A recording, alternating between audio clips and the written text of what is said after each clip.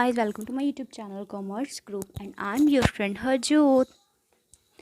And today we discuss break-even point और break-even analysis. जैसे आप सबको पता है कोविड-19 कोरोना वायरस की वजह से स्टूडेंट की जो स्टडी को काफ़ी इफ़ेक्ट हो रहा है, बिकॉज कॉलेजेस और स्कूल्स हैं जो वो ऑफ हैं, सभी बंद हैं और स्टडी का बहुत ज़्यादा लॉस हो रहा है, जिसकी वजह से क्या स्टूडेंट है जो घर पर बैठ के स्टडी कर रहे हैं और कुछ जो टॉपिक्स हैं उनको क्लियर भी नहीं हो पा रहे हैं। सो मेरे को रिक्वेस्ट जितनी रिक्वेस्ट आ रही हैं जो टॉपिक्स की आ रही है मैं उनको साथ साथ क्लियर करती जाऊँगी ताकि आपके एग्ज़ाम में थोड़ी सी आपकी हेल्प हो पाए। ये मेरे को रिक्वेस्ट आई थी ब्रेक इवन पॉइंट और ब्रेक इवन एनालिसिस। इसमें होता है कि एक्चुअल में और इसका डायग्राम कैसे बनता है और इसमें क्या क्या आपको कौन कौन सी जो आपको लाइन है ड्रॉ करनी है और वो क्यों ड्रॉ होती है, सारा कुछ इसमें मैं आपको बताऊंगी। So break even analysis actual में या फिर ब्रेक इवन पॉइंट एक्चुअल में होता क्या है? That point of sales volume when total revenue is equal to total expenses. Sales volume में पाए जाना वाला ये वो पॉइंट होता है जहाँ पर आपकी जो टोटल रेवेन्यू है वो टोटल एक्सपेंसेस के इक्वल होती है। ठीक है, मींस जितना आप किसी चीज़ से आपको रेवेन्यू अर्न हो रही है, ठीक है, आपको जितनी भी इनकम हो रही है वो आपके इक्वल जितना आपने उस किसी भी थिंग पर जितना भी आपने एक्सपेंस किया है, ठीक है, उससे जितना आपका रेवेन्यू हो रहा है ये दोनों इक्वल होंगे। ठीक है, जितना आपको टोटल रेवेन्यू अर्न हो रहा है वो is equal to total expenses जितना आपने खर्च किया है उसके बराबर होगा। ठीक है, सो ब्रेक इवन एनालिसिस या फिर ब्रेक इवन पॉइंट वो पॉइंट होगा जहाँ पर टोटल रेवेन्यू टोटल एक्सपेंसेस एक दूसरे के बराबर होंगे। ठीक है, ये सेल्स वॉल्यूम में पाया जाता है वो वाला पॉइंट जहाँ पर टोटल रेवेन्यू और टोटल एक्सपेंसेस आपके इक्वल होंगे। या फिर आप इसको ऐसे भी बोल सकते हैं कि total sales equal to total cost. जितनी आपकी टोटल सेल्स हो रही हैं वो किसके बराबर होंगी? टोटल कॉस्ट के। जितनी आपने सेल्स की है और वो किसके बराबर होगी? जितना आपने उन सेल्स जो प्रोडक्ट सेल किया है वहाँ उसको जितनी आपकी कॉस्ट आपको बियर करनी पड़ी है उसके बराबर होगा। ठीक है, फॉर एग्ज़ाम्पल आपने कुछ प्रोड्यूस किया है, फॉर एग्ज़ाम्पल आप कोई टॉय प्रोड्यूस कर रहे हो, ठीक है, आपकी 1000 की सेल्स हुई है टॉयज़ की।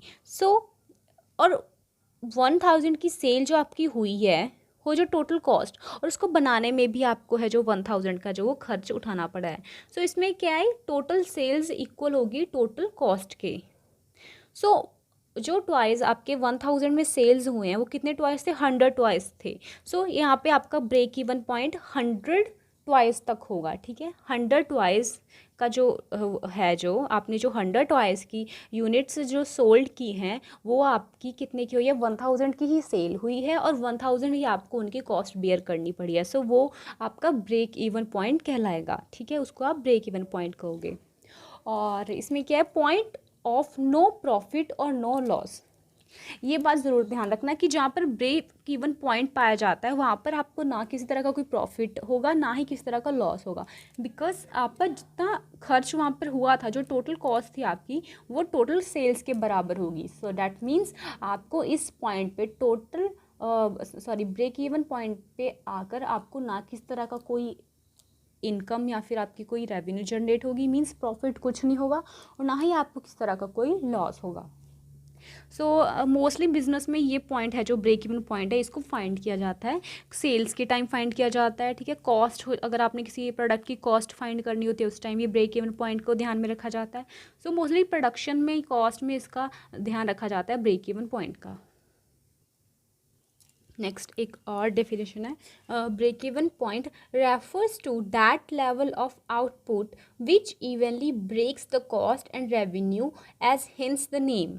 ठीक है, इसमें क्या बोला गया है कि ब्रेक इवन पॉइंट एक आउटपुट लेवल है। ठीक है, एक आउटपुट का लेवल है, मींस कितनी आपने आउटपुट प्रोड्यूस करनी है, ये उसका एक लेवल है ब्रेक इवन पॉइंट, जो कि क्या करता है, evenly breaks the cost and the revenue, जो कि ब्रेक करता है कॉस्ट को और रेवेन्यू को। ठीक है, यहाँ पर आपका क्या ब्रेक होगा, एक तो आपकी कॉस्ट ब्रेक होगी और एक रेवेन्यू, दोनों क्या होगी, ब्रेक टू एक दूसरे को काट देंगी। मींस ब्रेक इवन जब हम डायग्राम करेंगे तो ब्रेक इवन ऐसे होगा। ठीक है, वो एक दूसरे को क्रॉस करेगा। ये होगा ब्रेक इवन पॉइंट। ये क्या है, एक दूसरे को क्या करेगा, ब्रेक करेगा, revenue as hence the name, जैसे इसके नेम में बताया गया ब्रेक इवन पॉइंट। ठीक है। तो इसमें आपको आपको ये ध्यान में रखना है बात, एक लाइन जस्ट सिंपल लाइन है, refer to that level of output, कि ये आउटपुट का वो लेवल है विच इवनली ब्रेक्स, जो कि ब्रेक करता है कॉस्ट को और रेवेन्यू को। क्योंकि ब्रेक कैसे करेगा, क्योंकि इस पॉइंट पर अगर आपकी कॉस्ट और आपकी रेवेन्यू है वो इक्वल हो जाएगी। ठीक है, आपकी कॉस्ट और आपकी रेवेन्यू क्या है, इक्वल हो जाएगी। सो ये क्या करेगा, ब्रेक करेगा कॉस्ट और रेवेन्यू को।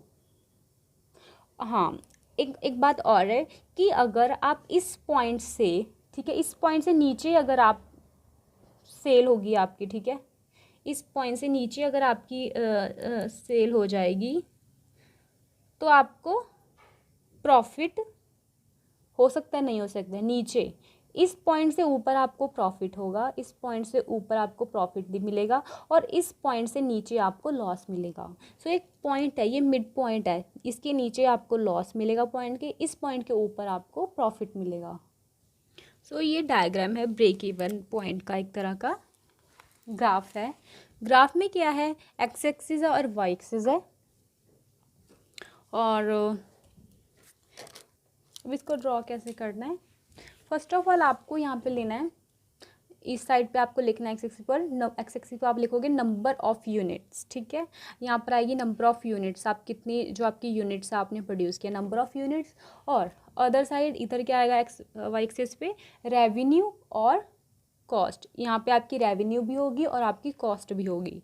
मैंने क्या बताया था कि जिस पॉइंट पे आकर आपकी रेवेन्यू और आपकी कॉस्ट एक दूसरे को कट करेंगी, रेवेन्यू और कॉस्ट एक दूसरे को कट करेंगी, रेवेन्यू भी यहीं से उठेगी और कॉस्ट की लाइन भी यहीं पे उठेगी, जहाँ पे एक दूसरे को कट करेगी वो आपका क्या कहलाएगा, ब्रेक इवन पॉइंट।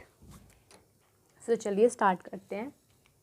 इसमें आपको थ्री लाइंस ड्रॉ करनी है इस डायग्राम में। ठीक है, ये जैसे यहाँ पे मैंने नंबर ऑफ़ यूनिट्स 100, 2, 3, 4, 5, 600 ले लिया, और इधर हमने रेवेन्यू ले लिया 1000 से स्टार्ट करके 6000 तक हमारी रेवेन्यू या फिर कॉस्ट है।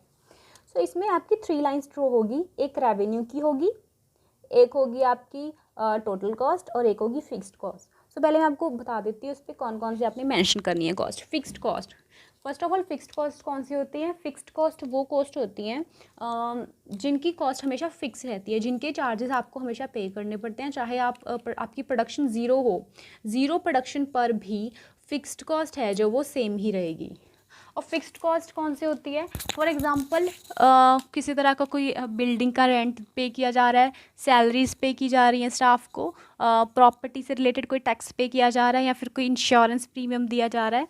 सो ये आपका मंथली जो है फिक्स होगा, इसको आपको देना ही पे करना ही पड़ेगा, चाहे आपकी प्रोडक्शन ज़्यादा हो या फिर आपकी प्रोडक्शन ज़ीरो हो। सो फिक्स्ड कॉस्ट क्या है, यह हमेशा फिक्स रहने वाला है जो कॉस्ट वो है।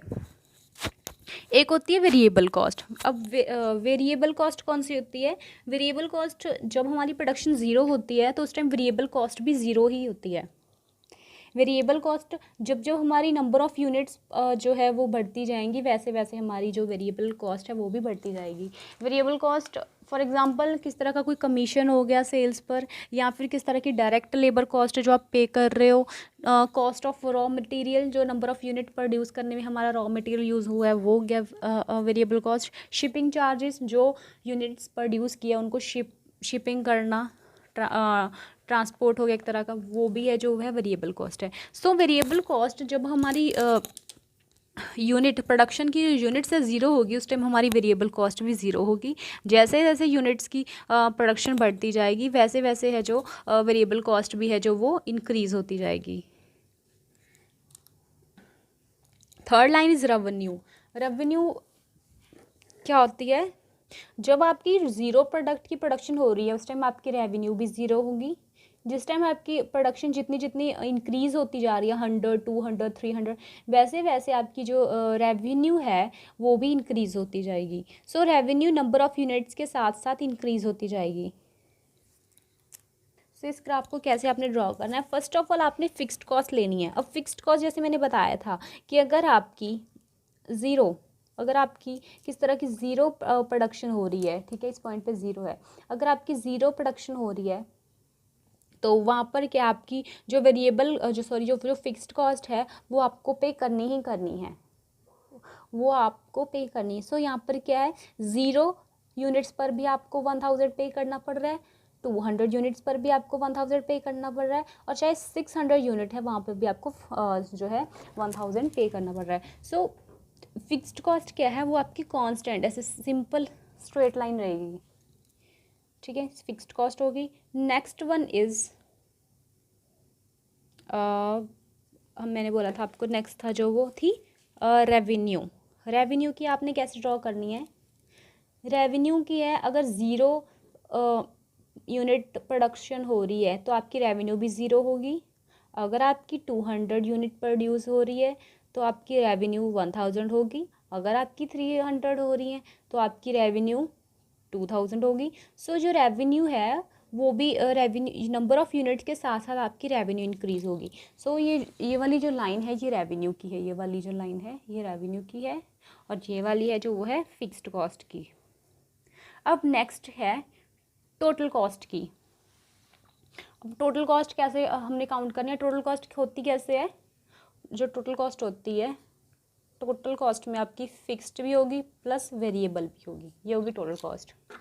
अब फिक्स तो आपको पता है कि आपकी 1000 है, आपको पे करनी ही करनी है। अब वेरिएबल कॉस्ट है वो कैसे इंक्रीज़ होगी, वो आपकी यूनिट्स ऑफ प्रोडक्शन के साथ जितनी जितनी आप यूनिट्स हैं जो प्रोड्यूस करें उसके साथ साथ धीरे धीरे इंक्रीज़ होगी। फॉर एग्ज़ाम्पल वैसे अगर हम देखे जाएं तो हमारी जो वेरिएबल कॉस्ट होती है वो उसका ऐसे होती है वेरिएबल कॉस्ट सिंपल, ठीक है। बट इसमें क्या आपकी टोटल कॉस्ट है, टोटल कॉस्ट में आपकी फिक्स्ड कॉस्ट भी हो रही है। सो जब ज़ीरो यूनिट्स प्रोड्यूस हो रही हैं तो उस टाइम आप यहाँ से नहीं स्टार्ट कर सकते, टोटल कॉस्ट हमेशा यहाँ से स्टार्ट होगी। क्यों होगी, क्योंकि उस टाइम आपको चलो वेरिएबल कॉस्ट नहीं आपकी 0 पड़ रही है, मान लिया 0 यूनिट प्रोड्यूस हो रही है और आपकी जो वेरिएबल कॉस्ट है वो आपकी 0 हो रही है। बट फिक्स्ड कॉस्ट तो आपको पे करनी ही है, टोटल कॉस्ट के अंदर ही आती है फिक्स्ड कॉस्ट। मैंने अभी आपको बताया कि fixed plus variable. So fix तो यहाँ पर आपकी 1000 पढ़नी ही पढ़नी है, आपको रेंट तो आपको पे पढ़ना ही पड़ेगा। सो ये यहाँ से स्टार्ट होगी फिक्स्ड कॉस्ट, ठीक है, फिक्स्ड कॉस्ट यहाँ से स्टार्ट होगी। अब नेक्स्ट जब आपने 200 यूनिट्स जो है नंबर ऑफ़ यूनिट्स प्रोड्यूस किए हैं तो उस टाइम आपकी क्या होगी, आपका पॉइंट आ रहा है यहाँ पे, ठीक है, वहाँ पर आपको कितना पे करना पड़ रहा है, 15 आपको हो रही है, ठीक है। जब आपको 200 यूनिट्स आपकी प्रोड्यूस हुई हैं वहाँ पर आपको कॉस्ट कितनी उसकी बेयर करनी पड़ रही है, 1500। देखो यहाँ पे 1500 हो रहा है। सो इस तरह से जो टोटल कॉस्ट है वो धीरे धीरे धीरे इंक्रीज़ होती जाएगी, ये देखो थोड़ी थोड़ी इंक्रीज़ होती जा रही है। सो जिस पॉइंट पर रेवेन्यू और टोटल कॉस्ट एक दूसरे को टच कर रही हैं, यहाँ पर इंटरसेक्ट कर रही हैं, यहाँ पे एक दूसरे को कट कर रही हैं, ये पॉइंट आपका होगा ब्रेक इवन पॉइंट। अब जैसे ही यहाँ पे कहीं टच की, यहाँ पे टच की नहीं गई, इस पॉइंट पे आके इसने टच किया। सो ये पॉइंट को आपने इस लाइन से ऐसे ड्रॉ कर देना है और इसे देखो कौन सा हमारा ब्रेक इवन पॉइंट है, जब हम 300 यूनिट्स प्रोड्यूस करेंगे और हमारी उस टाइम रेवेन्यू कितनी होगी, या फिर रेवेन्यू और कॉस्ट कितनी होगी, 2000, ठीक है। सो ये पॉइंट है, ये वो पॉइंट है कि जहाँ पर हमें ना कोई लॉस होगा और ना ही हमें कोई प्रॉफिट होगा, ये हमारा ब्रेक इवन पॉइंट कहलाएगा। जब हम 300 यूनिट प्रोड्यूस करेंगे और हमारी जो रेवेन्यू है हमें वहाँ पर 2000 जो है अर्न होगा उस टाइम, तो ये हमारा ब्रेक इवन पॉइंट है। यहाँ पर हमें ना कोई लॉस होगा ना ही हमें प्रॉफिट होगा। अब जैसे मैंने बताया था कि अगर हम उस पॉइंट से नीचे कहीं पे प्रोड्यूस कर रहे हैं, इससे नीचे हमें यहाँ पर क्या होगा, इस यहाँ तक एरिया में हमें लॉस देखने को मिलेगा, ठीक है, इस पॉइंट पे हमें लॉस मिलेगा। और उससे ऊपर अगर हम इस ब्रेक इवन पॉइंट से ऊपर प्रोडक्शन करते हैं यूनिट्स की, तो यहाँ पर हमें प्रॉफिट देखने को मिलेगा। ये एरिया है जो वो प्रॉफिट का है और ये जो एरिया है ये लॉस का है। सो इस तरह से जब आपको न्यूमेरिकल सम दिए जाएंगे आप उसको सॉल्व कर सकते हो इस ग्राफ की हेल्प से। So that's all about my today topic. If you like my video please like share subscribe my channel. Bye bye.